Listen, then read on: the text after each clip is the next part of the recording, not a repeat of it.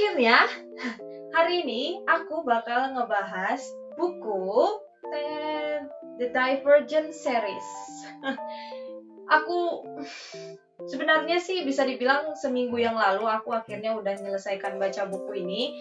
Dan seperti yang pernah aku bahas di my recent TBR plan, aku bakal ngediskusikan buku ini karena kebanyakan orang kurang suka dengan Divergent Trilogy. Ada beberapa orang yang mengatakan kalau Divergent Trilogy itu endingnya jelek, atau bahkan ada yang bilang bukunya yang kedua dan ketiga itu nggak sesuai ekspektasi. Makanya I wanna be part of the discussion and I wanna talk about this book. Okay? Kenapa sih lama banget bacanya?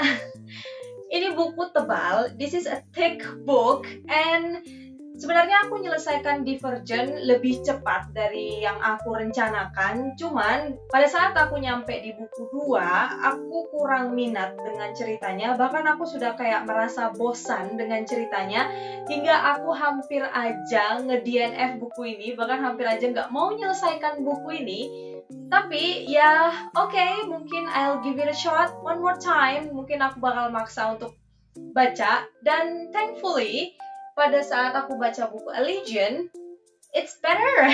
Itu lebih baik daripada buku Insurgent. Jadi akhirnya aku bisa menyelesaikan buku ini walaupun jangka waktunya sebulanan. Aku sebulanan menyelesaikan buku ini dan it's really disappointing for me. Dan aku benar-benar kecewa banget dengan cara aku ngebaca, lacking gitu-gitu tentang buku ini. Jadi ya akhirnya aku udah selesai, ya udahlah ya. Jadi karena ini adalah book talk, aku bakal ngasih tanggapan aku atau rating ke overall dari semua ketiga buku ini. Setelah aku ngasih rating, baru kita akan ngediskusi isi-isi buku yang di dalamnya. Nggak semua, hanya beberapa bagian yang menurut aku perlu didiskusikan. Dan ini video bakal jadi banyak banget spoiler. Jadi kalau misalkan kalian belum baca buku Divergent, ya mungkin aku sarankan baca bukunya dulu baru kita kembali ke diskusi. Oke. Untuk buku Divergent aku bakal ngasih rating 4,5 dari 5. Ya, aku sebenarnya suka dengan buku Divergent karena permulaannya bagus dan lain-lain. Terus untuk buku Insurgent, aku jujur aja aku bakal ngasih 2,5 dari 5 karena aku nggak suka dengan alur cerita yang ada di Insurgent dan terkesan agak sedikit dipaksakan jadinya. Lalu untuk Allegiant, this is a life savior. Sebenarnya ini adalah penyelamat. Kenapa aku jadi akhirnya mempertimbangkan untuk menyukai Divergent series? Ya gara-gara Allegiant. Allegiant aku bakal ngasih 3,5 dari 5. Ya memuaskan lah, cukup memuaskan. Aku awalnya suka banget sama series Divergent.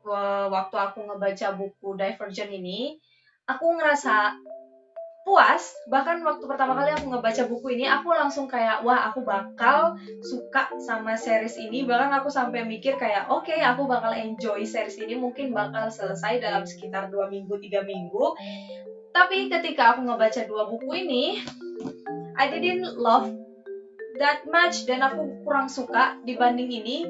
Mungkin kayak semacam untuk first impression, first impressionnya tinggi, tapi ketika sudah nyampe kedua buku ini, it's really disappointing actually. Makanya aku nggak heran ketika orang-orang mengatakan kalau series Divergent ini banyak mengecewakan pembaca. Bahkan ada yang mengatakan cerita ini terlalu kesan dipaksakan. Mungkin penulis, bahkan ada yang sempat bilang kalau nggak tahu autor ini bakal ngebawa cerita ini kemana gitu. Ya aku sebenarnya nggak heran sih kenapa orang-orang ngomong kayak gitu. Tapi kalau menurut aku sih sebenarnya Divergent itu nggak terlalu buruk banget, nggak sampai segitunya banget.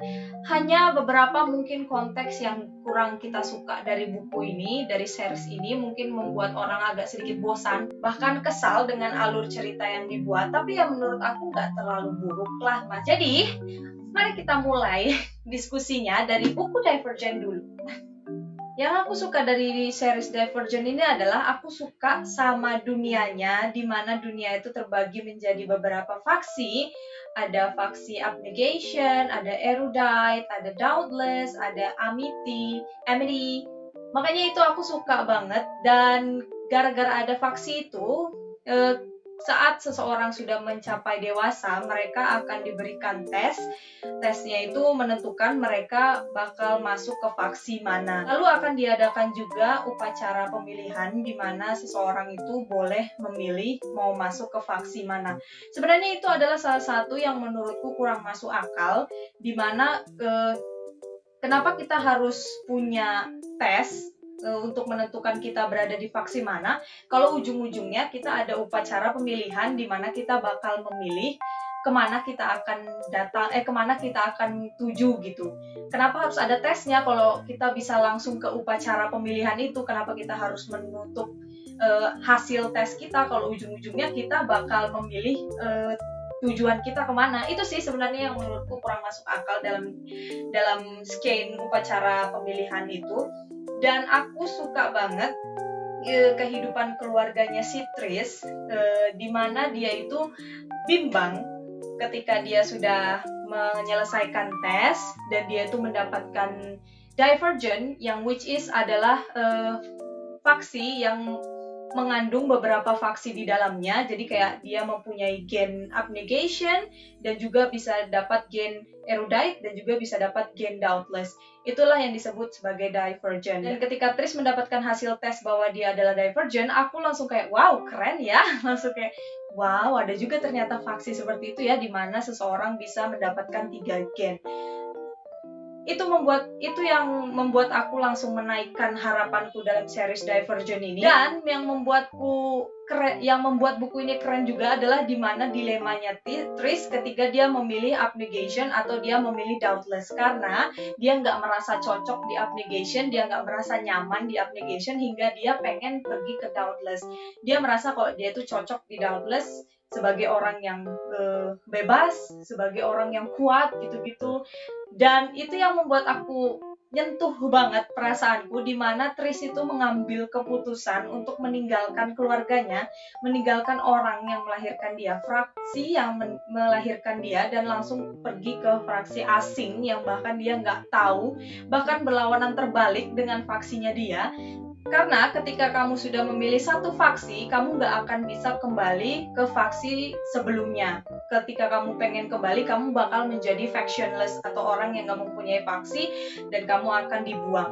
Itu yang membuat aku takjub dengan keputusan Tris, karena aku pribadi, aku nggak bakal bisa ngeninggalin keluarga aku kalau misalkan ujung-ujungnya aku nggak bisa menemui mereka lagi. Wow, itu yang the drama kayak gitu tuh bikin aku kayak deg-degan, bikin aku dan waktu upacara pemilihan di mana si Tris itu memotong tangannya, terus membiarkan darahnya itu tertumpah di faksi Doubtless, sehingga keluarganya itu langsung tercenggang dengan pilihannya si Tris. Aku kayak wow, dramanya itu kayak menyentuh hatiku banget, dan bagaimana cara buku ini mendeskripsikan perasaan keluarganya si Tris. Bagaimana Tris itu merasa kayak dia sudah meninggalkan keluarganya, tapi dia tetap tegar dengan pilihannya. Itu keren banget. Terus hal selanjutnya yang aku suka dari buku Divergent ini adalah aku suka banget genre buku yang di dalamnya itu berisi dengan dunia-dunia yang terbagi-bagi gitu. Mungkin seperti Hunger Games di mana ada tribut-tribut berapa, dan di sini ada faksi-faksi begitu. Dan aku suka bagaimana cara buku itu mendeskripsikan suasana di dalam faksi itu bagaimana gitu. Aku suka banget, dan di buku ini dijelaskan bagaimana kebrutalan si Doubtless, bagaimana ke-selfless-lan Abnegation, dan kepintarannya Erudite. Aku suka banget, dan aku senang dengan sifatnya Tris dan juga Tobias. Untuk awal, aku suka dengan sifatnya Tris, di mana dia itu bukan orang yang tipe memilih pilihan secara spontan, jadi dia itu harus memikirkan matang-matang apa yang dia pilih. hingga akhirnya pilihannya itu nggak salah. Apalagi ketika dia berlatih di Dauntless dan dia bertemu dengan Tobias atau Four, dia di situ masih menjadi Trish yang kuat, masih menjadi Trish yang benar-benar memikirkan apa yang dia pilih, sehingga dia itu berjuang untuk menjadi the best soldier atau Dauntless terbaik biar dia bisa lulus dari tes Dauntless. Dan aku suka bagaimana cara si Four membimbing si Trish, bagaimana cara si Four menasihati si Trish, dan si Trish mengikuti apa kata si Four karena dia tahu apa yang dikatakan si Four itu benar dan baik untuk dia. Jadi itu yang membuat aku senang, dan bagaimana suasana di Dauntless itu yang benar-benar brutal, di mana orang itu bahkan mau melakukan apa saja agar dia bisa mendapatkan peringkat teratas seperti Peter. Dan I didn't see that coming waktu adegan-adegan di mana Peter mencucukkan garpu ke matanya Edward. Mungkin aku kalau nggak salah namanya si Edward itu, hanya untuk mendapatkan posisi di atas Edward. Aku kayak wow, keren juga ya, kayak oh gini ya ternyata kebrutalan Dauntless. Itu yang membuat aku amazing, bahkan aku nggak bisa melepaskan buku ini karena aku tenggelam banget dengan cerita yang ada di dalamnya. Lalu aku suka cerita romance antara si Trish dengan si Four, di mana cerita romansnya itu nggak terkesan dipaksakan atau bahkan terkesan terlalu dicepat-cepatin. Jadi kayak kita benar-benar merasakan romance di antaranya mereka, bagaimana merasakan rasa-rasa yang tumbuh itu dijelaskan di buku ini. Aku tahu kalau misalkan aku nggak terlalu suka buku yang terlalu bertele-tele, tapi ajaibnya buku Divergent ini walaupun ceritanya panjang dan lambat, aku menikmatinya gitu, karena setiap momen itu dibumbui dengan rasa-rasa yang bikin aku mungkin giddy, atau rasa-rasa yang mungkin bikin aku agak sedikit meleleh dengan cara si Four yang selalu menasihati Trish untuk melakukan hal yang baik, dan bagaimana si Trish itu selalu memikirkan apa pilihan di depannya, dan akhirnya dia mengambil keputusan itu, dan akhirnya mengambil keputusan untuk mengikuti Four, dan chemistry yang mereka ciptakan itu dapat banget. Dan bagaimana si Four itu mencoba untuk membuat Trish menjadi wanita yang kuat, wanita yang tahan banting di kehidupan Dauntless seperti itu. Dan aku suka ketidakmenyerahannya si Trish, dan bagaimana dia itu pengen membuktikan kepada si Four kalau dia bisa, dan pengen membuat si Four ini bangga.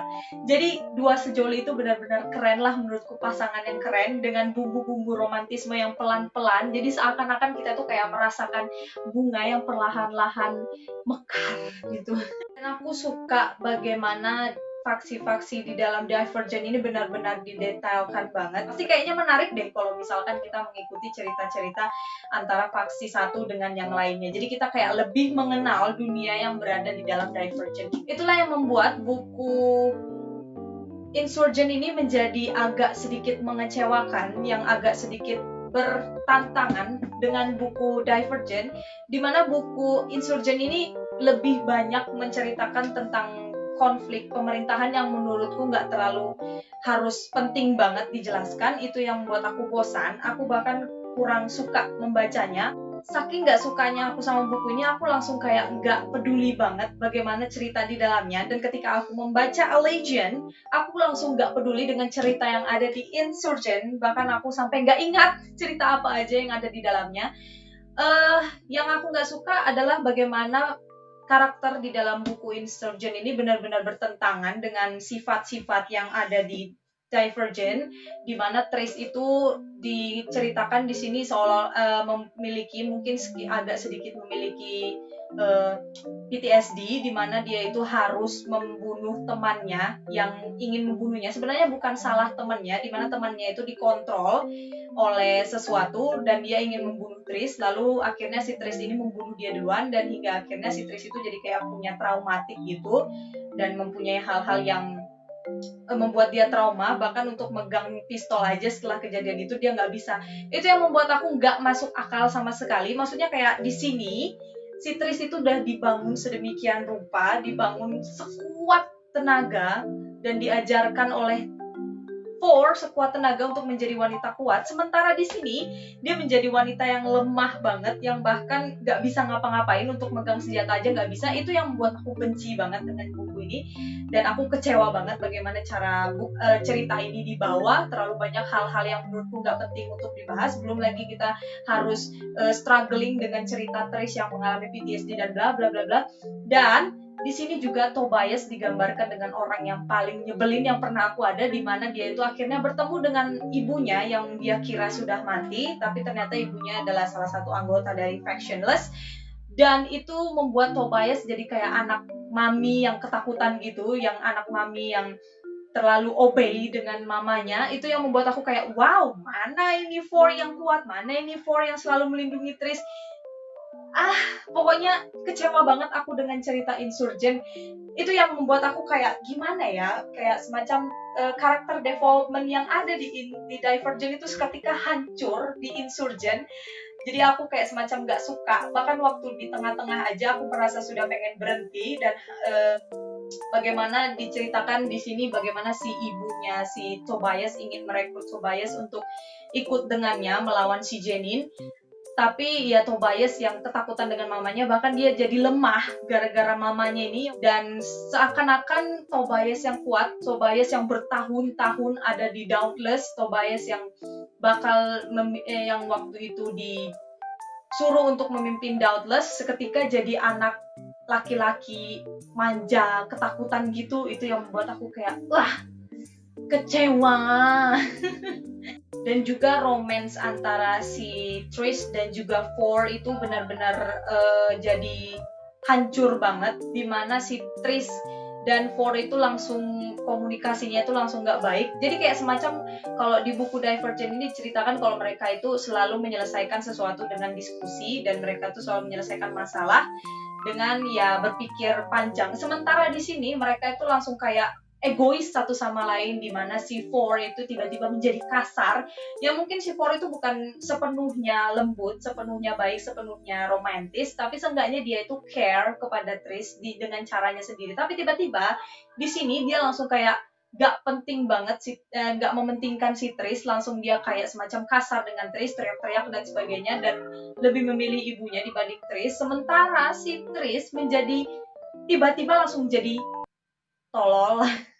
Tiba-tiba langsung menjadi cewek paling tolol yang pernah aku baca, dimana dia itu langsung memilih pilihan itu tanpa berpikir, dimana ketika dia disodori pilihan bagaimana cara menyelamatkan dia langsung ambil gitu, alih-alih dengan memikirkan yang lain-lain seperti yang dia lakukan di Divergent. Itu yang membuat aku kesal banget, itu yang membuat aku gak terlalu peduli dengan sifat Trish, dan aku jadi benci dengan sifat Trish.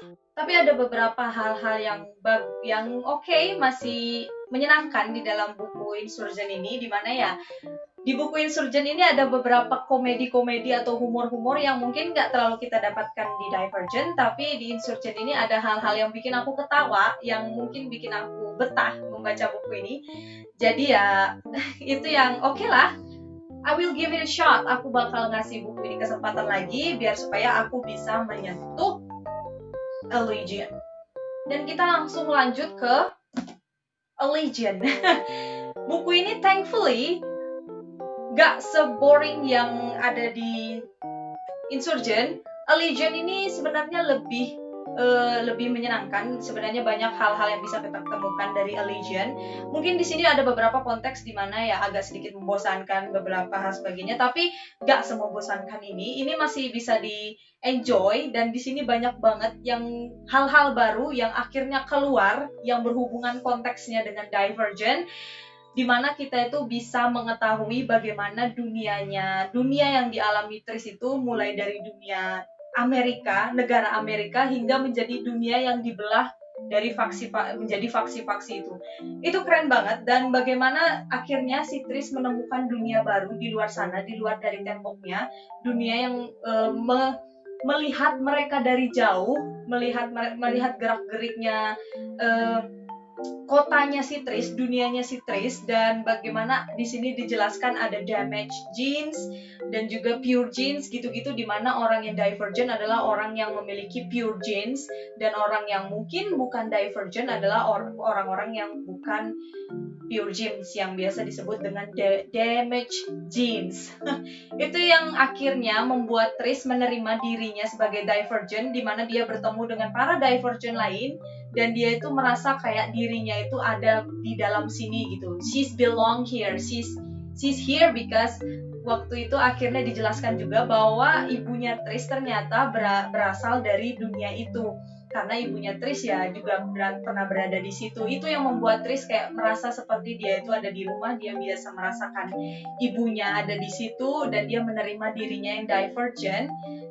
Ya, itulah yang membuat aku kayak keren banget dalam cerita ini. Cuman untuk beberapa hal yang membuat aku agak kecewa, di mana Divergent ini menjadi kurang penting dalam buku ini. Di Divergent itu hanya sebuah gen, di mana Divergent itu bahkan nggak memiliki kekuatan spesial apa-apa, di mana dia itu hanya gen yang akhirnya menjadi gen sempurna hingga bisa nanti di ujung-ujungnya sana menciptakan manusia yang sempurna juga.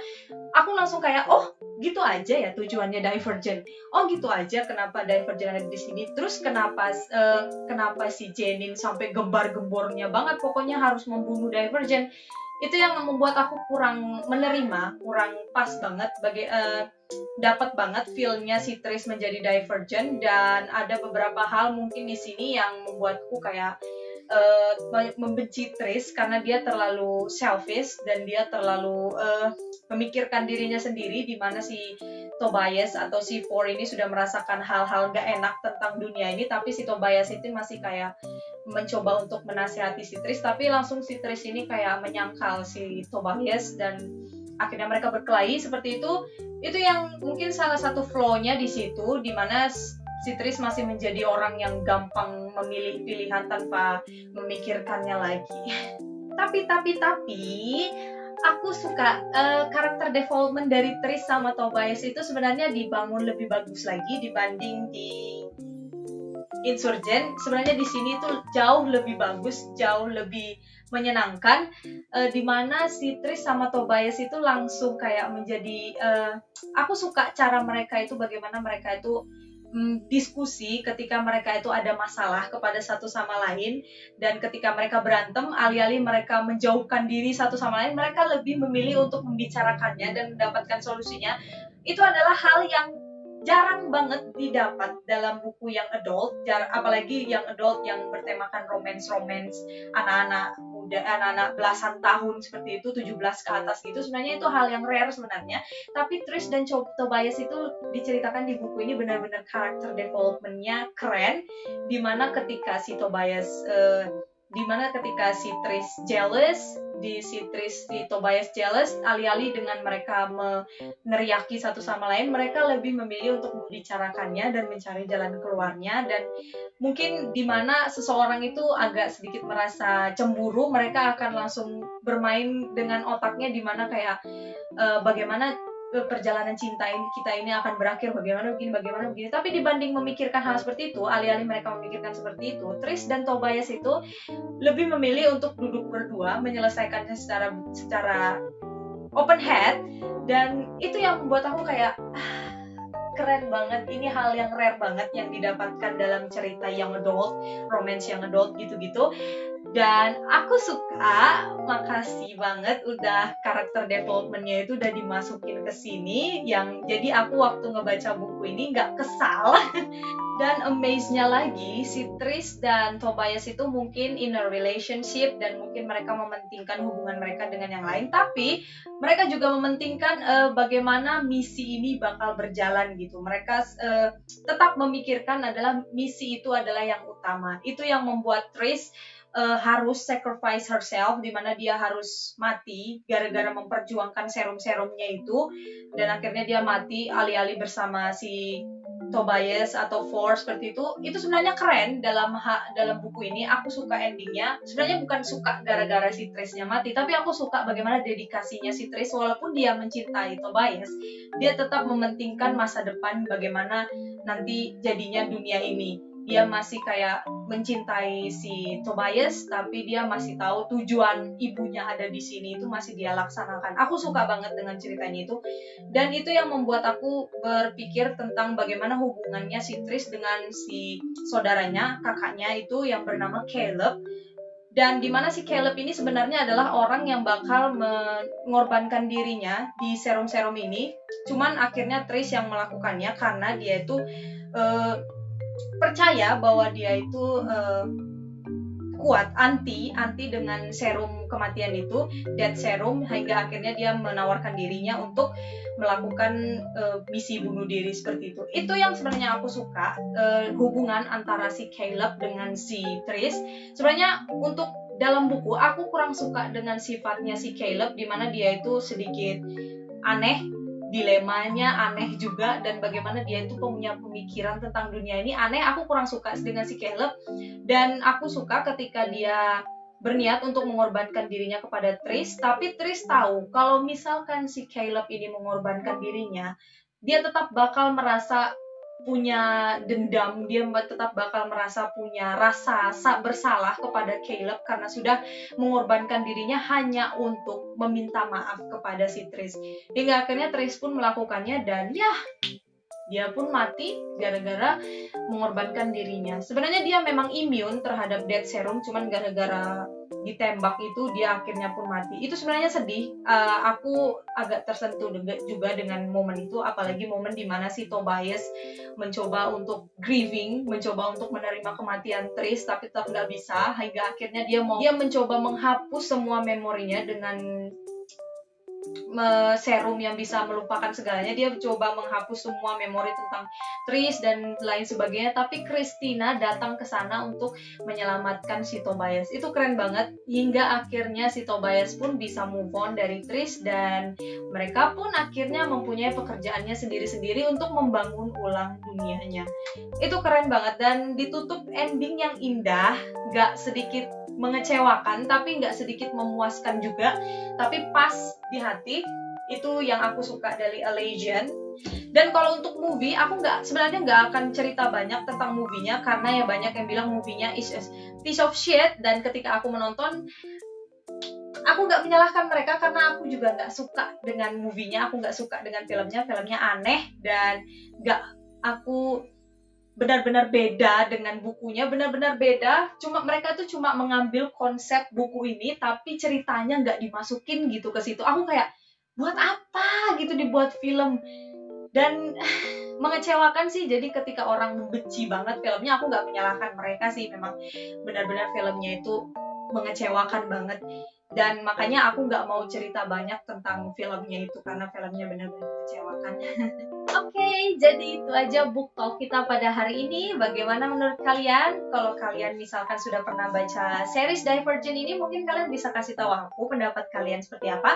Overall, aku tertarik dengan buku ini, dan ini mungkin nggak terlalu mengecewakan, hanya buku ini aja yang mengecewakan, sisanya oke, endingnya oke, awalannya apalagi, karakternya juga aku suka. So yeah, overall I'm not mad, I'm satisfied but not happy either, tapi ya oke lah, pas. Terima kasih udah menonton. Jangan lupa like, comment, dan subscribe channel ini, dan jangan lupa dukung aku di terakhir. Oke? Thank you for watching. Bye. Bye.